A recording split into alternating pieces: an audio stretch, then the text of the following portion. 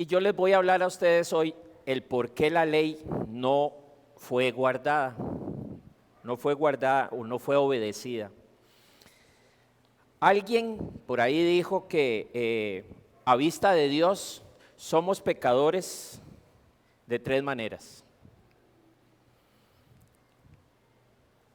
Somos pecadores por nacimiento, porque heredamos de Adán, ¿verdad? La naturaleza de pecado, y no solo de pecado, sino de culpa también. Somos pecadores también por elección. ¿Por qué? Porque nos da la gana pecar, esa es la verdad. Porque cometemos los mismos pecados que cometieron nuestros papás, nuestros abuelos, nuestros bisabuelos. Y además, por veredicto divino. Ya Mao y José nos ilustraron perfectamente esa parte. Entonces, resumiendo, la ley es la norma establecida por Dios que simple y sencillamente no podemos cumplir por causa de nuestra naturaleza, pero la ley nos lleva o una de dos, a condenarnos o a que busquemos un Salvador. Ese es el propósito de la ley. Lutero decía, simultáneos justos y pecadores. Quiere decir que nosotros somos justos, pero también somos pecadores a la vez, simultáneamente. Eso era lo que decía Martín Lutero. Nosotros, todos los que estamos aquí, somos un grupo de pecadores que fuimos limpiados por la justicia de Cristo. R.C. Sproul usaba una frase que yo al principio no la entendía, pero después me quedó muy claro. Dice que si encuentras una iglesia santa, perfecta, por favor no se unan porque la van a arruinar. Porque somos imperfectos. El único que nos hace perfecto es Cristo. Cristo le prometió al Padre presentarle una novia, ¿verdad? Una novia perfecta, pura, sin mancha. Pero desgraciadamente la novia de Cristo hoy, su iglesia, está corrupta, está manchada, da pena, está contaminada con todo el mundo. Así que la iglesia, como un cuerpo formado por todos y cada uno de los miembros, está siempre en proceso de santificación. ¿Cómo se llama eso en teología? Santidad progresiva. ¿Ok? Ahora, ¿cómo es el hombre? Qué feo, ¿verdad? Tener que contar eso. Pero no lo voy a hacer yo. Le vamos a decir a Pablo que nos diga cómo es el asunto. Romanos 7 dice, sabemos que la ley es espiritual. ¿Se acuerdan en la conferencia pasada cuando hablamos de la moralidad? Vimos, y yo fui el que les expliqué, que la única manera de tocar al hombre era espiritualmente, y que la única ley que podía cambiar al hombre era la palabra de Dios. Aquí eso es lo que nos dice Pablo. La ley es espiritual, es la única que puede llegar a transformar el corazón de las personas. Dice, pero yo soy un simple carnal, diría un mexicano, un pinche carnal, que he sido vendido como esclavo al pecado. No entiendo qué me pasa, pues no hago lo que quiero, sino lo que aborrezco. Y si hago lo que no quiero hacer, compruebo entonces que la ley es buena. De modo que no soy yo quien hace aquello, sino el pecado que ¿qué? Que habita en mí. Yo sé que en mí, esto es, en mi naturaleza humana, en mi carne, no habita el bien, porque el desear el bien está en mí, pero no el hacerlo. Porque no hago el bien que quiero, sino el mal que no quiero. Y si hago lo que no quiero, ya no soy yo quien hace eso, quien lo hace, sino el pecado que habita en mí. Entonces, aunque quiero hacer el bien, descubro esta ley, otra ley, o la misma, que el mal está en mí. Porque según el hombre interior me deleito en la ley de Dios, pero mi hombre, No sigamos porque ya saben ustedes cómo termina toda esa situación ahí. Entonces, Pablo dice que ya que nadie será justificado delante de Dios por hacer las cosas que la ley exige, pues la ley sirve para reconocer el pecado. Entonces, a ver, toda la ley nos muestra cuán pecadores somos. Pero Pablo nos arroja una pequeña luz aquí. Esa luz que nos dice Pablo es que por nuestra naturaleza pecaminosa, por nuestra naturaleza pecadora, no podemos quitárnosla. La ley no las puede quitar, la naturaleza que tenemos. Entonces la ley está destinada a mostrar al hombre cuánto necesita de limpieza, pero la ley no nos limpia. Dice ahí, por la ley es el conocimiento del pecado, pero no nos limpia. Somos condenados por la ley, pero no nos perdona. ¿Cómo hacemos? ¿Cómo nos limpiamos de ese pecado? Pregunto, ¿por qué? Porque la ley no justifica a nadie. Dice Gálatas, sabemos que el hombre no es justificado por las obras de la ley, sino por la fe de Jesucristo, ya que por las obras de la ley nadie será justificado. Ustedes se han puesto a pensar ahí, dice que la única justificación, la única manera de justificarnos es por la fe de ¿quién? O sea, tampoco es la fe suya. No es la fe suya la que lo justifica. Usted me dice, no, yo tengo fe en Jesucristo. No, es que no importa, usted puede tener toda la fe que quiera, pero dice ahí que es por la fe, ¿de quién? De Jesucristo. Hechos, creo que capítulo 26 decía, para que abra sus ojos, para que se conviertan de las tinieblas a la luz por la potestad, de la potestad de Satanás a Dios, para que reciban por la fe que es en mí, dice Jesús, perdón de pecado y herencia.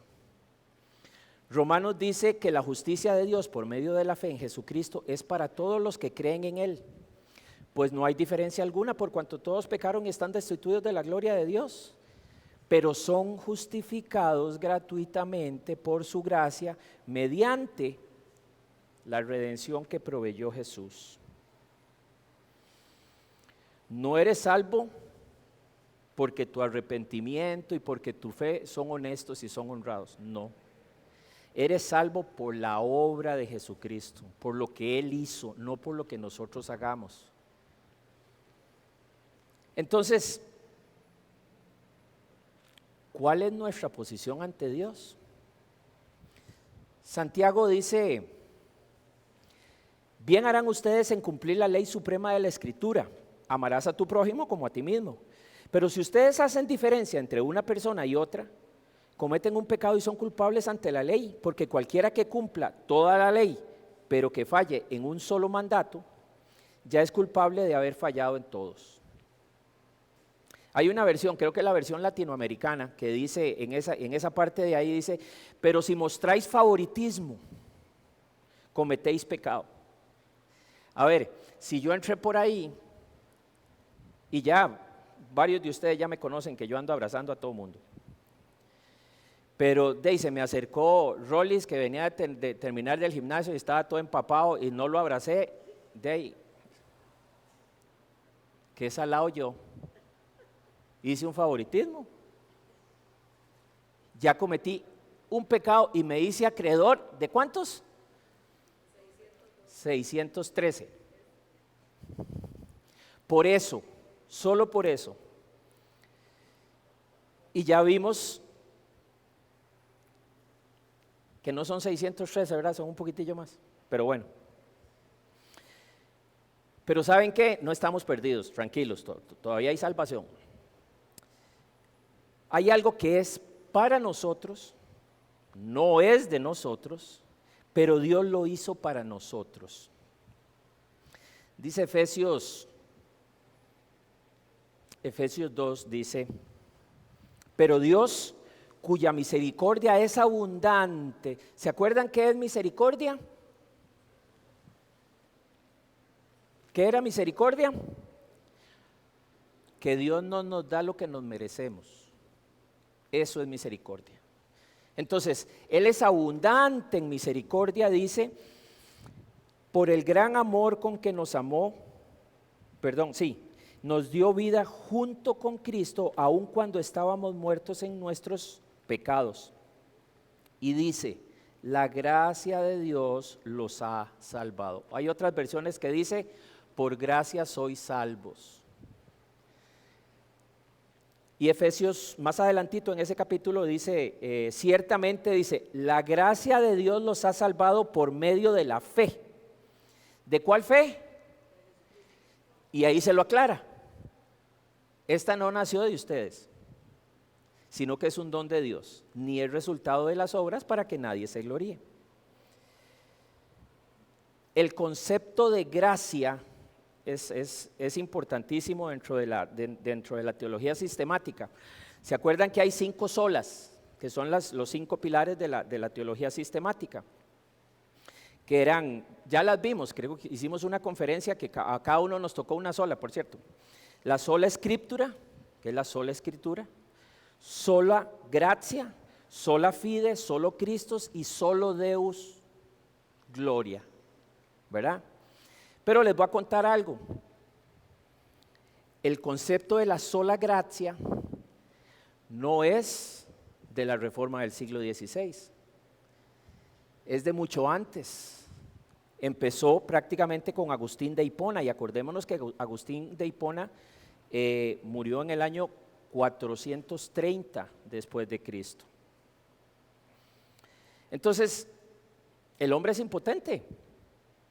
Todo es por gracia y por su gran misericordia. El hombre es impotente.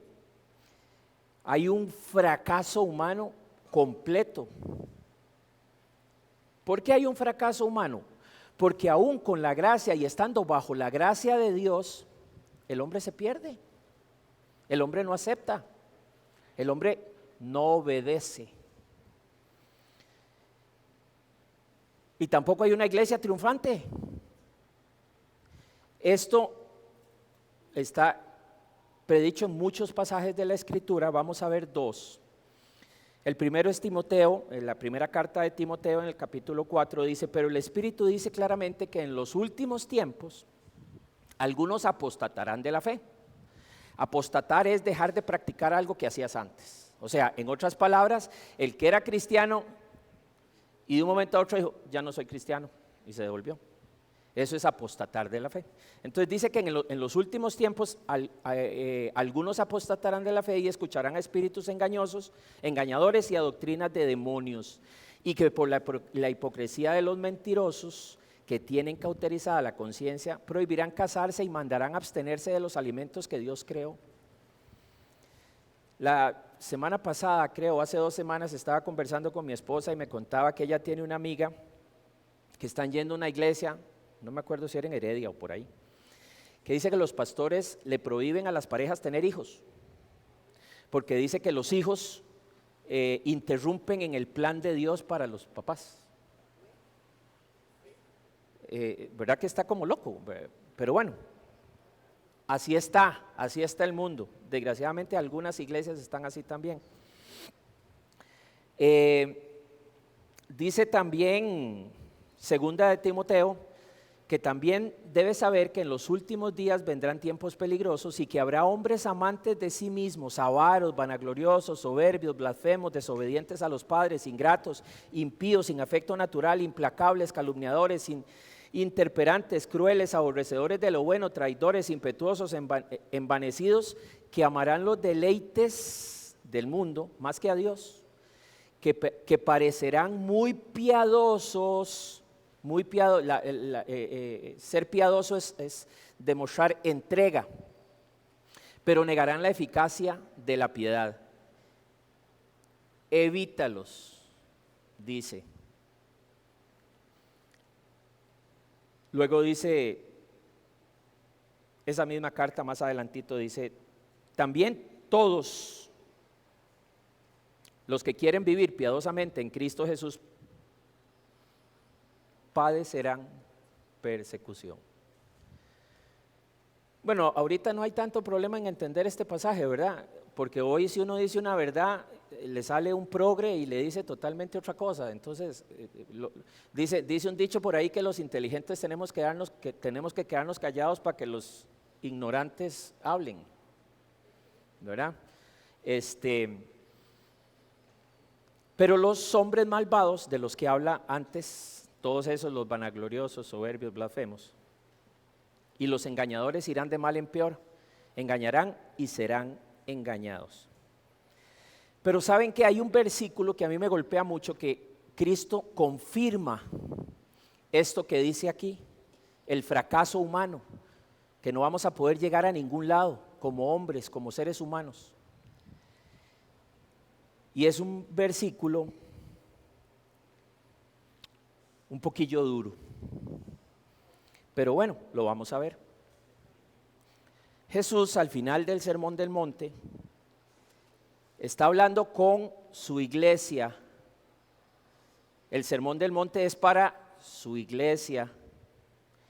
Y Jesús les dice, no todo el que me dice Señor, Señor entrará en el reino de los cielos, sino el que hace la voluntad de mi Padre que está en los cielos. En aquel día, en los postreros días, muchos me dirán, Señor, Señor, ¿no profetizamos en tu nombre y en tu nombre echamos fuera demonios y en tu nombre hicimos muchos milagros? Y oiga lo que le contesta Jesús. Pero yo les diré claramente, o sea, se los va a decir clarito, nunca los conocí. Apártense de mí, obreros de la maldad. Wow. ¿Se acuerdan qué quería decir el hebraísmo cuando se repite el nombre dos veces? O cuando se repite la palabra dos veces, cuando Jesús hablaba y decía, de cierto, digo, ¿se acuerda? Es un énfasis, es ponga atención porque lo que viene es importante. Pero cuando se dice el nombre es porque hay una intimidad con Dios, hay una relación íntima con Dios, ¿verdad? ¿Se acuerdan cuando Abraham iba a sacrificar a Isaac? Que Dios le dice, Abraham, Abraham. O cuando Moisés va caminando, hay una zarza ardiente y él se acerca y Jesús lo llama y le dice, Moisés, Moisés, ¿verdad? O en el Nuevo Testamento cuando está Jesús en la casa de Lázaro y María está ahí, ida, ¿verdad? A los pies de Jesús, oyendo todo lo que Jesús... Y la pobre Marta estaba afanadísima ya en la cocina, lavando y arreglando platos y que esto y que el otro y toda la cosa. Y Marta se viene donde Jesús y le dice, Señor, no le da, dígale a esta que me ayude. Y Jesús le dice, Marta, Marta, afanada estás. Porque había intimidad, había una relación ahí. Igual con Pablo, cuando Pablo va en camino a Damasco, y Jesús le dice, Saulo, Saulo, ¿por qué me persigues? Entonces, estos que están aquí, le están diciendo, Señor, Señor, ¿verdad? Eso es lo que les están diciendo. Pero vimos en el versículo anterior que dice que viven piadosamente. Andan con la Biblia debajo, hermanito, que Dios me lo bendiga. Pero en vida privada, en intimidad, no son íntegros. Si se acuerda el mes pasado cuando hablamos de la integridad, ¿se acuerda cuando yo les hablé, cuando les predicamos el mensaje, sed santos porque yo soy santo? Cuando busca Dios la santidad en nosotros, vimos 4 pasos, ¿se acuerdan? Los 4 pasos que vimos. Bueno, el tercero hablaba de que el cristianismo es una relación. Es una relación de padre e hijo. Es una relación de amo y esclavo, ¿se acuerdan? Y que cuando nosotros pecamos, pecamos contra Dios y perdemos intimidad en esa relación porque estamos ofendiendo a Dios. ¿Se acuerdan? Esa es la intimidad que Dios, y cuando vimos también, Dios lo que quería, o el Nuevo Testamento lo que nos enseña es que esa relación de padre e hijo sea íntegra. ¿Y se acuerda que quería decir integridad? Es hacer lo correcto aunque no nos estén viendo. Eso es integridad. Entonces, cuando nosotros vemos esto, ellos decían, ay Señor, Señor.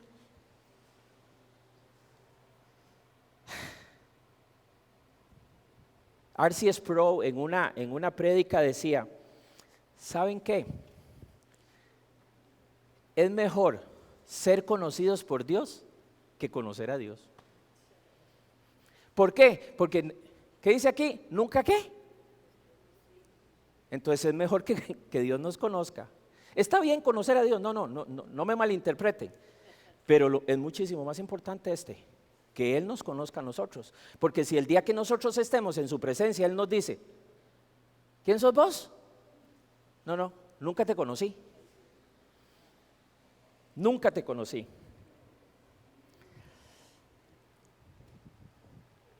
Cuando estaba preparando este material, vino a mi mente a ver, digamos que yo me he engañado todos estos años y mi vida es cualquier porquería. Ustedes me ven aquí hablándoles y predicándoles y lo que ustedes quieran. Si yo me he engañado a mí mismo y los he engañado a ustedes, creyendo que por venir aquí a la iglesia o por predicarles o por esto o por el otro, y cuando yo esté en la presencia de Dios, Dios me dice, ¿quién sos vos? Nunca te conocí. Y dice la Biblia, y los echarán en el horno de fuego, y allí, dice, será el lloro y el crujir de dientes. Yo les voy a decir algo, si a mí me toca ir al infierno, yo voy a ser de los llorones. ¿Saben por qué? Porque si yo sé algo hoy, es que si Él me manda al infierno, yo no le puedo reclamar nada, porque sabiendo lo que tenía que hacer, le desobedecí. Sabiendo cómo tenía que actuar, no lo hice. Entonces voy a llorar, y voy a llorar como una Magdalena. Yo no voy a ser de los que están, este maldito, ¿por qué me manda al infierno? No, yo sé por qué me mandó. Y yo creo que ustedes también lo saben. Porque cuando pecamos, cuando desobedecemos, lo hacemos voluntariamente.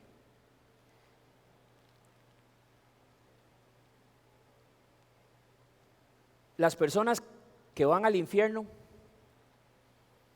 merecen estar ahí. Las personas que van al cielo no merecen estar ahí. Lo primero es la justicia de Dios, los que van para el infierno.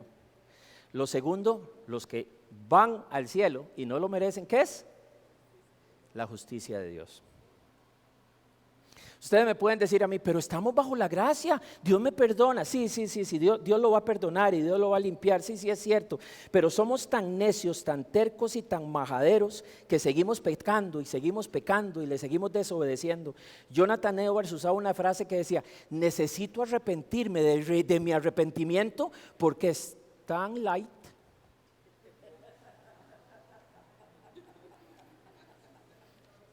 Yo les voy a hacer una pregunta ya para ir cerrando.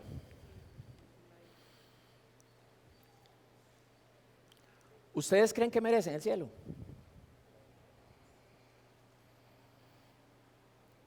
Nunca os conocí, apartados de mí. ¿Ustedes creen que merecen el cielo? Dice Primera de Pedro 4, porque es tiempo de que el juicio comience por la casa de Dios. Y si primero comienza por nosotros, ¿cuál será el fin de aquellos que no obedecen al Evangelio de Dios? Repito la pregunta. ¿Ustedes creen que se merecen el cielo?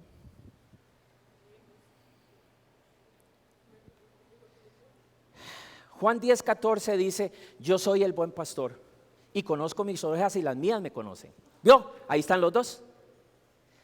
Ahí hay tres principios. Cristo es el buen pastor. Él conoce a sus ovejas y las ovejas lo conocen. ¿Y qué dice? El segundo versículo yo se lo repetí no sé cuántas veces en la prédica que les dije. El que dice yo le conozco. ¿Y qué dice? ¿Y no qué? ¿Y no obedece qué? Este es un mentiroso y la verdad no está en él.